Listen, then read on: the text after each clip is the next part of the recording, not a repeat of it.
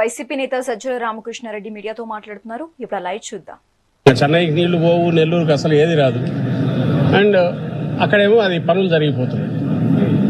ఇది పక్క పోలవరం నిజంగా కూడా మన స్కీమ్లో జగన్మోహన్ రెడ్డి గారి ఆలోచనలో, అంతకుముందు రాజశేఖర రెడ్డి గారి హయాంలో కూడా కుడికాలం ఏదైతే తీసుకొస్తామో అక్కడి నుంచి తీసి ఇక్కడికి వీలైనన్ని ఫ్యూచర్ దీంట్లో నదుల అనుసంధానంలో దాన్ని కూడా పార్ట్ చేయాలనేది అందరికీ ఉంది.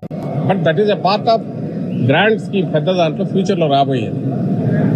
దానికి దిక్కుమొక్కుండదు ఈయన చేసిన దాని ప్రకారం. అయితే జగన్మోహన్ రెడ్డి గారు మా హయాంలో పోలవరం స్పిల్వే వరకు 45.72 మీటర్లు, 45 మీటర్ల ప్లస్ ఏదైతే ఉందో దానికి చేస్తే, ఇప్పుడు అది పూర్తి సెంట్రల్ ప్రాజెక్టు 41 మీటర్లకు వాళ్ళు వచ్చేసిన తర్వాత వీళ్ళు కిమ్మనకుండా ఎలాంటి దాని మీద అబ్జెక్షన్ కూడా రైజ్ చేయకుండా అక్కడ పార్ట్నర్ అయి ఉండి కూడా చంద్రబాబు నాయుడు గారిని ఆయన ప్రతినిధి అని దాని గురించి ఏమీ లేదు. ఇంకా అది కూడా అక్కడ కూడా ఆశలు ఏమన్నట్టు సమాధి చేసుకోవాల్సింది. సో అది కేవలం ఒక బ్యారేజ్ కాబోతుంది. ఈ నేపథ్యంలో ఇది ఒక రాయలసీమ సమస్య కాదు, లేదా రాయలసీమ నెల్లూరు ప్రకాశం సమస్య కాదు, మొత్తం రాష్ట్రం సమస్య. ఎందుకంటే అటు ఉత్తరాంధ్ర కూడా నుంచి నీళ్లు పోవాలి పోలవరం నుంచి. కృష్ణా గోదావరి జలాలకు సంబంధించిన దాని మీద మన రైతాంగం ఎవరైతే డిపెండ్ అయ్యి ఉన్నారో ఆయకట్టు ఏదైతే ఉందో మొత్తాన్ని ప్రొటెక్ట్ చేసుకోవాల్సిన సీరియస్ సమస్య.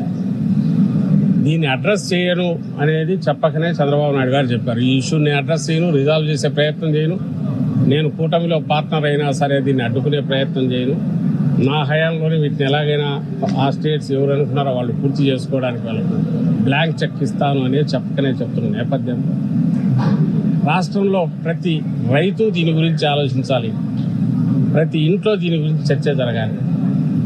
ఈ విషయమై ఇది పొలిటికల్ ఇష్యూ కాదు, మొత్తం రాష్ట్ర ప్రయోజనాలకు సంబంధించిన ఇష్యూ. ఇది ఎవరికి వ్యతిరేకంగా చేస్తున్నది కాదు, మన హక్కులు మనం ప్రొటెక్ట్ చేసుకోవడానికి చేస్తున్న పోరాటం. దీంట్లో ప్రతి ఒక్కరూ చేయగలపాలి.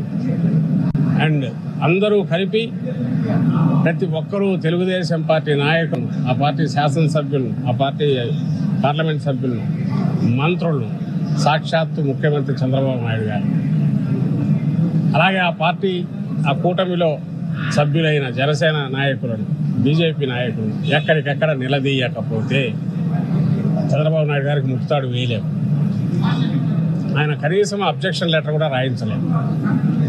ఒకటి, రాయలసీమ లిఫ్ట్కి సంబంధించిన పనులు ఇమ్మీడియట్ మొదలు పెట్టాలి. పక్క స్టేట్ చేస్తున్న అన్యాయంగా, అక్రమంగా, అడగోలుగా చేస్తున్న పనులను కొట్టడానికి న్యాయపరంగా, అలాగే ఎన్డీఏలో పార్ట్నర్గా కేంద్రం మీద ఒత్తిడి తీసుకొచ్చైనా సరే వాటిని ఆపించే ప్రయత్నం చేయాలి.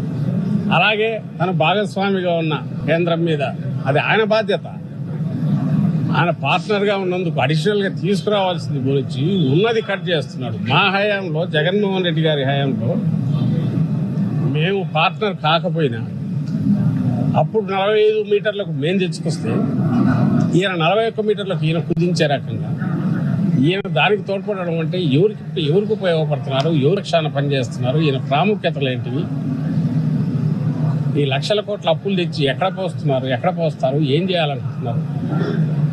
ఏమంటే పోలవరం నుంచి 80,000 కోట్లు నేను కాంట్రాక్ట్ తీసుకున్నాను అంటే 80,000 కోట్లు అంటే 10,000 కోట్లు కమిషన్ ఏదైనా వస్తుందని చూస్తున్నారు. అవి తెలియట్లా. కానీ ఒక గ్రాండ్ ప్లాన్ ఏదైతే అమలు కాదో, అమలయ్యేటి వాటిని, పూర్తి కావచ్చిన వాటిని అది పూర్తి చేయాలని ఆలోచన లేకుండా వాటిని పక్కకు తోసి, ఏదైతే ఫ్యూచర్లో ఎప్పుడో ఒక డ్రీమ్ లాగా ఉండేదో, ఇప్పుడు ఇంపాసిబుల్ టాస్క్, అసలు ఆలోచించడానికి కుదరందో వాటి గురించి పెద్ద మాటలు మాట్లాడతారు.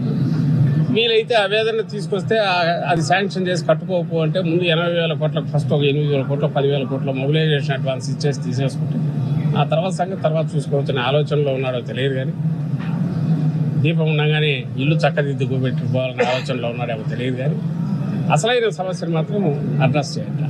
మరి వదలాలన్నా మనం అట్లే మీడియాకు చెప్తున్నాం.